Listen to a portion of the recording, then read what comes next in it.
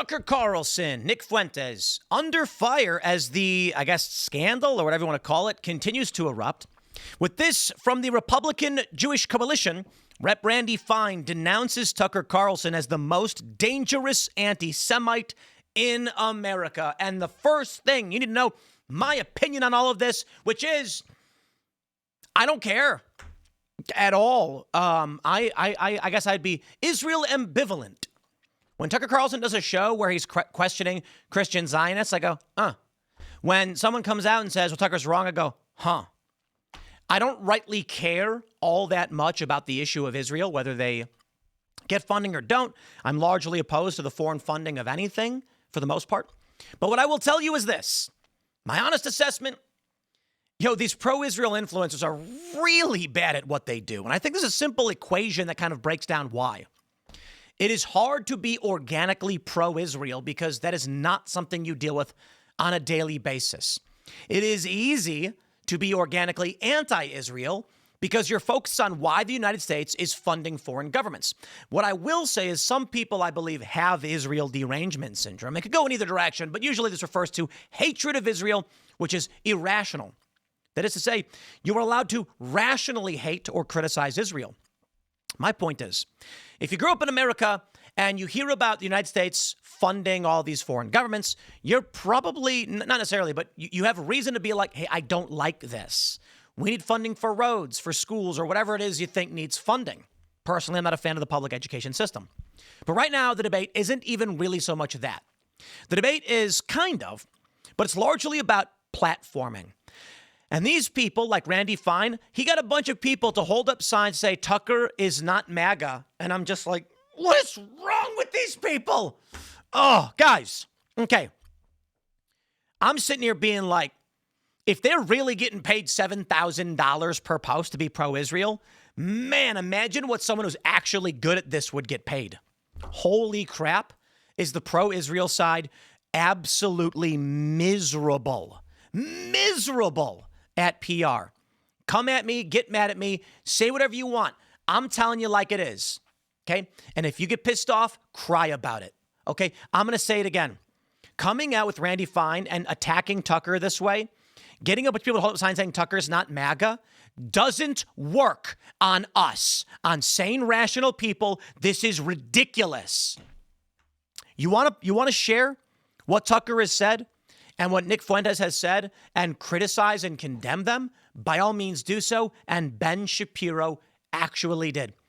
So I've been asked about this with this big debate that's been going on about Tucker and Nick Fuentes, and I'll show you some clips. And I'm like, well, the one thing I can say is the pro-Israel side is just very bad at this.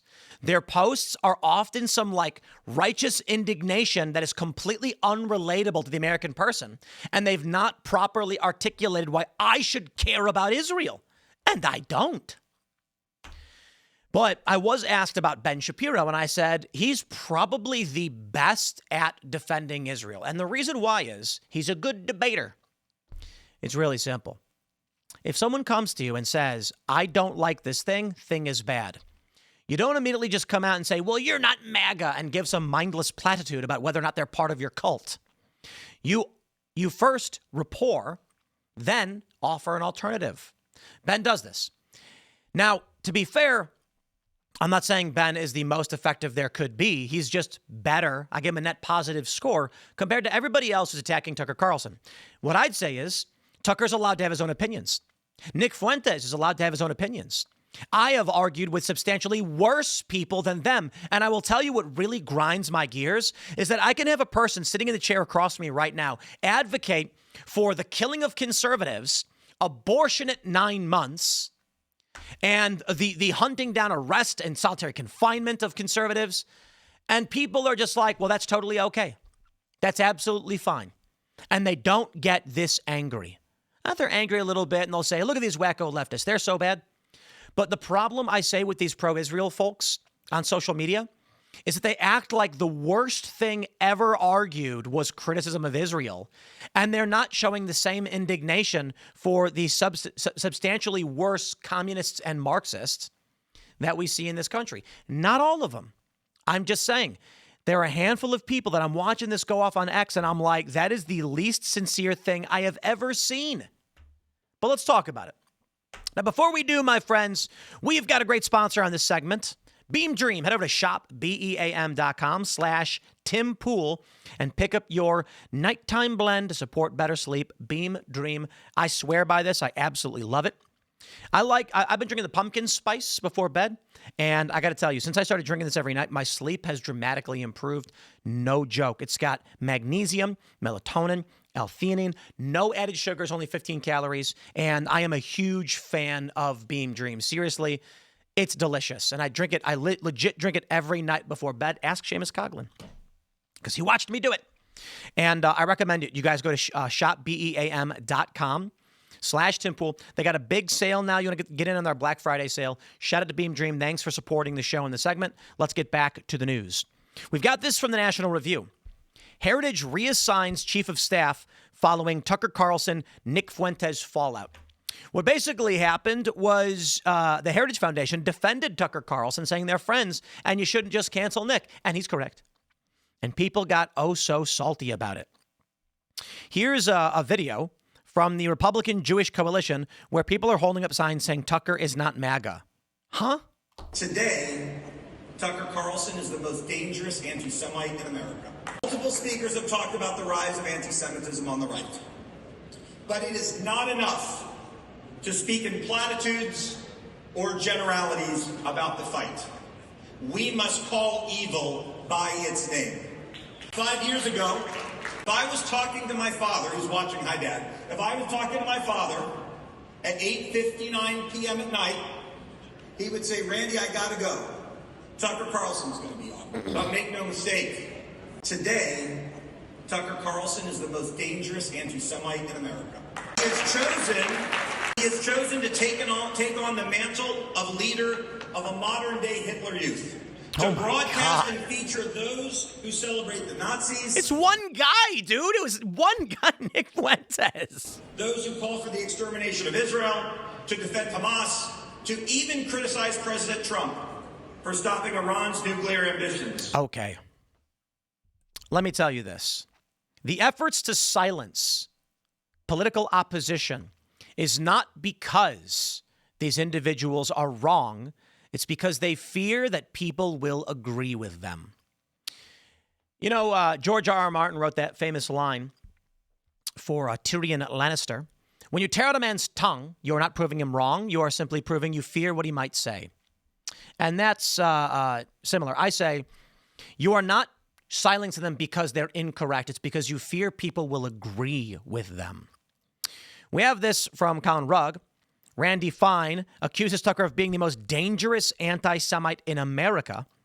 Benton Shapiro says, no to the groypers, no to cowards like Tucker Carlson who normalize their trash, no to those who champion them, no to demoralization, no to bigotry and anti-meritocratic horse-ish, no to anti-Americanism, no.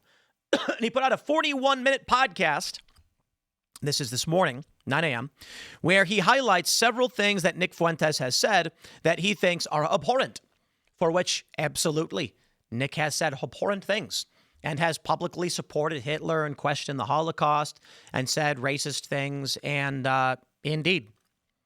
And you know my reaction is to this? We're going to have Nick on the show at some point. And, well, you were always allowed to have opinions. I am not driven by an ideology of Israel or any of this stuff. Mostly my driving ideology is, quote, what is true, end quote.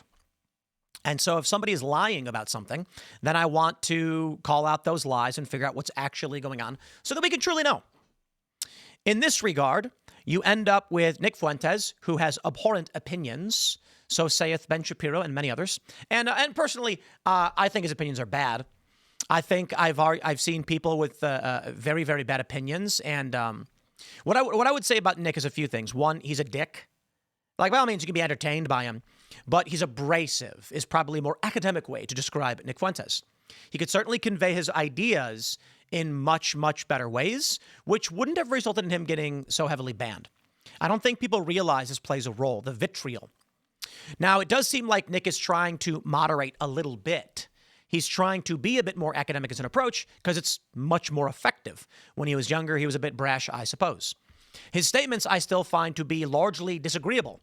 Having actually, I wouldn't argue that I've read the great histories of everything Hitler ever espoused, but I genuinely think that he was nuts. And nuts is a general understatement, I suppose. Genocidal maniac is one way to put it. But here's the issue. For a lot of people, they look at the things that Hitler did that they like, that were good, and they use that to overwrite the things that he did that were bad. I'm not going to play any stupid games where I say, like, Hitler is the worst genocidal maniac of all time, because certainly you also have great rivals in communist dictators who massacred people to the tunes of tens of millions. But Hitler is alongside all of the most evil men of history. Typically, when you ask someone who's the most evil man, they're going to tell you Hitler. And I'm like, well, he's a genocidal maniac, much like many of these other genocidal maniacs. How do you weigh genocidal mania? I mean, evil is evil. But he certainly did right by the German economy. He made several militaristic mistakes. He made several military victories. And overall, I think one could always say history is written by the victors. But I think when you look at our common morality, you can see the failings of Nazi Germany's ideology and why it buckled and broke underneath them. Now, it's fortunate for the rest of us, and unfortunate, I suppose, for individuals like Nick Fuentes. But just because Nick believes these things doesn't mean you don't host a prominent personality. The fear that these people have when they seek to ban these people, they say, don't host these individuals. What they're really saying is that you're going to agree with them. Bro, I'll talk to anybody. And sometimes we bring on people who don't have very big audiences because they have interesting ideas. And sometimes we bring on people who have very big audiences that we agree with. And sometimes it might be the way around. We've had Tucker Carlson on the show. We've had Nick Fuentes on the show, though he abruptly left because he stormed out. He got mad that I argued with him. But you see, that's what I really love about it. Right now, all these people are saying, don't host Nick Fuentes, Tucker Carlson, you're bad. And they're mad because Tucker didn't yell at Nick. And he could have. He could have said, Nick, you said a bunch of really crackpot crazy things. Do you really believe these things? And I believe that sunlight is the best disinfectant. So if Nick wants to come on the show, and he rescheduled, I think largely because of my understanding is if Nick came on IRL, it would have been impossible to fly back and forth because he had to fly to Tucker. And so he decided not to come out here. But it wasn't a scheduling conflict in the sense that Tucker booked him at the same time as us. It's just travel is difficult. So I respect an individual prioritizing their travel because I would do the exact same thing. And whatever, if he doesn't come on the show. If he does, it'll be fine because I don't agree with him. And he can argue whatever he wants to argue. And I'm going to say, listen, I just think, my view largely is that Hitler demagogued the Jews because he needed to muster up a unified support, and you needed a threat that you could target that couldn't fight back. That's one of the reasons, not all, but one of the reasons. And so the issue is the real problem Germany had a lot to do with the armistice, had a lot to do with the end of World War I and the debts they had to pay and the lands that they had lost. Now, if you start threatening and making the enemy a more powerful militaristic nation than you before you've recovered, not going to work out really well for you. But you need a unified enemy. You need something to rally against. Anyway, here's Dave Smith. He says, so all the worst people in the country gathered around to attack the great Tucker Carlson. I'll be doing a show about it tomorrow. You will cancel Tucker Carlson over our dead effing bodies. You war-thirsty scumbags have ruined everything for 25 years, and you will never kill the awakening of the American people, which is way overdue. I challenge all of you to debate this topic. And I mean all of you, Graham, Cruz, Fine, Levin, and whoever else you want to bring against little old non-expert me. I'll wreck all of you. But unfortunately, we all know that you're all too pussy to accept. Not a single one of you are man enough to defend your ideas. Well, I'll say this.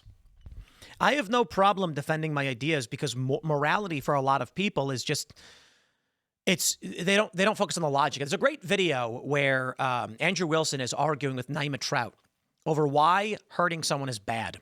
And she just says, because it's inherently bad. He goes, why inherent? What about it is inherent? She can't answer because she doesn't know, because she's not thought deeply enough about where her philosophies come from. Andrew Wilson, of course, is arguing that because Deus vult, God has willed it. And thus, there is a badness because God wills it to be so. My question then is, but why does God will it to be so? And I believe there's an answer. Because God has ordered us to be fruitful and multiply. And those that would harm others without merit. There are certain reasons why you are allowed to harm others, such as self-defense, only when you are being harmed. And the reason why harming others is bad inherently is because God's will is that we be fruitful and multiply. And harming of others wantonly inhibits God's will. I think Andrew might largely agree with that. The point is, come to me and argue why you think you like one of these dictators or whatever, and I'm going to tell you why I think that is not the case, because I have deeply thought about these issues. But the question of logic and morality is often lost on so many people. Now, the problem is this. If you simply say you would cut out Nick or Tucker's tongue, you are not proving them wrong. You are proving that you fear what they may say. And what is that? And why can't you defend your worldview? I think Ben Shapiro does a great job. The Quartering posted this: Tucker Carlson is not my main concern. And it's a bunch of leftists and liberals in Charlie Kirk murder costumes. They wearing Turning Point shirts and have spattered themselves in fake blood. And he is correct. Tucker Carlson is not my first concern. And you know what's funny? Is that for a lot of people, Israel is their first concern. Not interested, don't care, not playing that game. Have Tucker Carlson on, he's entitled to his opinions, and now y'all are going to cry about it because his opinion is not the same as yours. Nick's opinions aren't the same as mine. Vosh's opinion aren't the same as mine, nor Destiny or Sam Cedar or otherwise, and I'll have him on when I have him on. And I'll talk about these ideas because what's true is what matters is what's true. So keep playing y'all's little game, but let me just wrap by saying this to the Israel crowd. Look, I'm fairly ambivalent. I've been to Tel Aviv. It's beautiful. I respect the people who care deeply about it and want to see it survive. Nobody wants to die or get wiped out. I can respect that tremendously. You're bad at it. You're just so apocalyptically bad at defending Israel. And these Israel people get mad at me for pointing this out. And I'll say it again. You're bad at it. It's like it's a lot of overlap with the DeSantis people. So miserably bad. They go online and they smugly deride you and insult you as if you have to be, oh, I don't care. That's never going to fly. I'll wrap it there. Whatever. You get the point.